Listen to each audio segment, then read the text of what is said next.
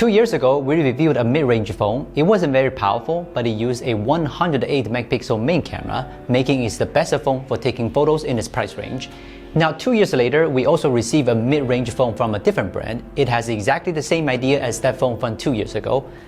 This one, Realme 11 Pro Plus 5G, tries to use a 200 megapixel main camera to make taking pictures enjoyable for everyone as a budget phone. If you're interested in this Realme 11 Pro Plus, then you should be in it for this powerful main camera. That 200 megapixel, 1 of 1.4 inch sensor and OIS support main camera does sound great.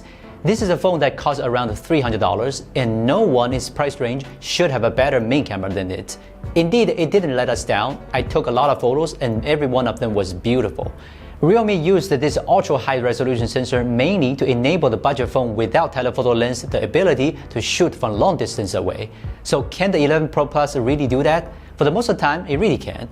Whether you crop it yourself using the 200 megapixel mode or just hit the zoom button, the sharpness is shockingly good because the size of photos taken in 200 megapixel mode is so large. But the dynamic range is not as good as its auto mode. I still recommend that you shoot directly by clicking the zoom button. There are two advantages to using an ultra-high resolution image sensor. First, you can zoom in 1 to 4 times and still have good clarity. You can even shoot objects at longer distance when the light is good. Second, its main camera can be used as a telephoto lens as well as a macro lens.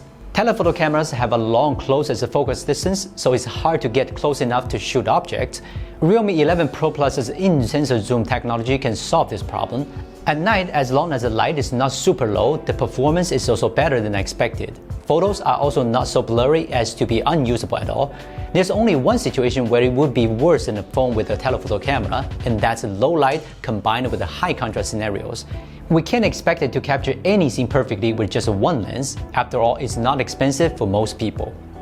This time, a new feature has been added to Street Mode, which can quickly help you zoom in on some area. You click on some area and it will crop and zoom in on that place. This feature may help you capture more fleeting scenes when your phone is clipped to a tripod. Ultra-wide camera is the normal level in the same price range. Not bad, but also did not impress me. Since both the in-sensor zoom and 200 megapixel mode cannot be used in video recording, ultra long distance recording is not possible. Plus the processor performance limitations, EIS is not supported when shooting with 4K resolution. It seems that recording videos by 1080p would be a more sensible choice. Although it's a $300 phone, it doesn't look cheap at all. The main sunrise color scheme lies in the vegan leather back cover, plus the shape and position of this camera module, a very classic design. The symmetrical design looks good and the weight of less than 190 grams is relatively light among all phones. The curved screen also makes this phone look more expensive than it actually is. The quality of the OLED screen is actually good, with a 120Hz refresh rate and 10-bit color depth.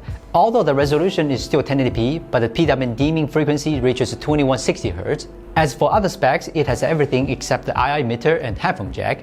Anyway, the design and screen are up to our expectations for a mid-range phone. The more regrettable part of this phone is the performance. Because it's not expensive and has a super awesome main camera, some parts should be sacrificed for less. This Dimensity 7050 sounds awesome, but it's actually just an upgraded version of the Dimensity 1080 and not a huge upgrade. It's definitely no better than Dimensity 8200 or Snapdragon 7 Plus Gen 2, so you can't expect much better gaming performance from it. You can play PUBG without any problem, but struggles a bit in Genshin Impact. Although we set the graphics at the recommended low level for the game, as you can see, the average of 40 FPS is still within an acceptable range as long as you can accept this graphics quality. Want higher graphics and frame rates? Then it may not satisfy you. Realme 11 Pro Plus support up to 100 watt of charging power, 28% in 5 minutes and 23 minutes to fill this 5000 mAh battery. Battery life also benefits from a low power processor that will be a little bit better than flagship phones. As long as you don't use it to play large games like Genshin Impact, you should be able to charge it only once a day. Photography has never been a cheap hobby. You need to spend $1,000 on cameras and lenses. Even flagship phones with a good camera start at $600. In China, the Realme 11 Pro Plus start at roughly $300, and the global version isn't expected to be much more expensive.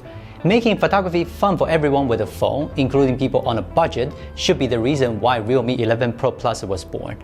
I'm Will from Gizmo China, and I'll see you next time.